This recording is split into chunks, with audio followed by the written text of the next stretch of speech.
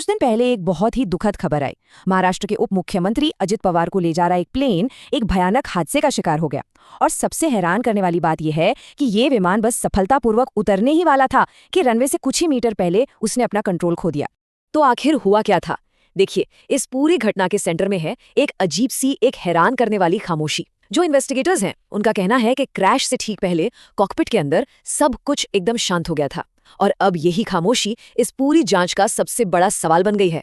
तो चलिए इस मामले की तह तक चलते हैं और ये समझने की कोशिश करते हैं कि उस दिन आखिर हुआ क्या था। और इसकी शुरुआत हम करेंगे इसी रहस्यमयी खामोशी से। तो ये जो प्लेन था, ये एक लियरजेट 45XR चार्टर्ड प्लेन था। बारामती एयरपोर्ट पर उतरते समय रनवे से सिर्फ 100 मीटर पहले विमान अचानक एक तरफ झुक गया। पायलट का कंट्रोल खत्म हो गया और वो सीधे खुले मैदान में जा गिरा। और उसके बाद तो बस एक के बाद एक 4 से 5 जोरदार धमाके हुए और प्लेन पूरी तरह जलकर खाक हो गया। इस बहुत ही भयानक हादसे में महाराष्ट्र के उप मुख्यमंत्री अजित पवार समेत कुल 5 लोगों ने अपनी जान गंवा दी। इसमें उनके सुरक्षा अधिकारी, एक फ्लाइट अटेंडेंट और विमान के दोनों पायलट भी शामिल थे। तो सवाल ये है कि आखिर ये हादसा हुआ कैसे? इसे ठीक से समझने के लिए हमें इस 45 मिनट की उड़ान की पूरी कहानी को बिल्कुल शुरू से जानना होगा। ये कोई असाधारण यात्रा नहीं थी, बल्कि एक बिल्कुल सामान्य दिन था। उप मुख्यमंत्री अजित पवार चुनाव से जुड़े काम के लिए मुंबई से बारामती जा रहे थे। मतलब एक रूटीन पॉलिटिकल ट्रिप जिससे सिर्फ 45 मिनट में पूरा हो जाना था। ठीक है, तो जरा इस टाइमलाइन पर एक नजर डालते हैं, क्योंकि यहीं से पूरी कहानी में एक ट्विस्ट आता है। सुबह 8:10 पर प्लेन मुंबई से उड़ान भरता है। सब कुछ बिल्कुल नॉर्मल। करीब 8:40 पर बारामती में पहली बार लैंड करने की कोशिश होती है। और फिर 8:43, ये वो वक्त है जब ATC यानी एयर ट्रैफिक कंट्रोल से आखिरी बार बात हुई। और इसके ठीक बाद सब कुछ खत्म। और यहाँ जो बात सबसे ज्यादा गौर करने वाली है वो ये है कि पायलटों ने एक नहीं बल्कि 2 बार लैंड करने की कोशिश की थी। देखिए, जो पहली कोशिश थी उस वक्त घना कोहरा था, धुंध थी, जिस वजह से विजिबिलिटी बहुत कम थी। पायलटों को रनवे ठीक से दिख ही नहीं रहा था, तो उन्होंने लैंडिंग को टाल दिया और प्लेन को वापस ऊपर ले गए। फिर कुछ मिनटों के बाद उन्होंने एयरपोर्ट पर दोबारा अप्रोच करके दूसरी कोशिश शुरू की।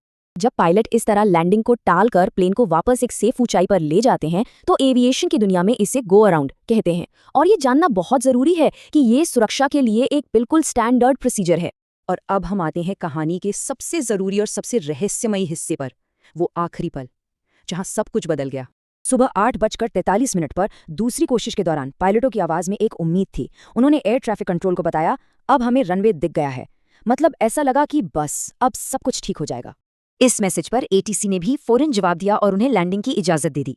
इंस्ट्रक्शन बिल्कुल साफ था, you are clear to land. और बस यहीं पर कहानी पूरी तरह से बदल जाती है। ATC से हरी झंडी मिलने के ठीक बाद कॉकपिट से कोई जवाब नहीं आया, सिर्फ और सिर्फ खामोशी। तो सवाल ये उठता है कि ये खामोशी इतनी बड़ी बात क्यों है? देखिए, एविएशन में एक बहुत जरूरी नियम होता है। पायलट को हमेशा ATC के इंस्ट्रक्शंस को दोहराना पड़ता है। इसे रीड बैक कहते हैं। ये सिर्फ एक कंफर्मेशन नहीं है, बल्कि एक सेफ्टी प्रोटोकॉल है।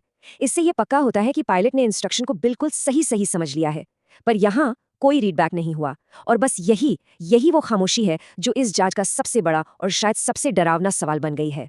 तो आज सवाल ये है कि आगे क्या होगा? क्या जांच हमें उन आखिरी पलों का सच बता पाएगी? अच्छी खबर यह है कि जांचकर्ताओं को मलबे से विमान का ब्लैक बॉक्स मिल गया है। और यही वो एक चीज है जो इस पूरी पहेली को सुलझा सकती है, क्योंकि इसी के अंदर कॉकपिट की आखिरी बातचीत और फ्लाइट का सारा डेटा रिकॉर्ड होता है।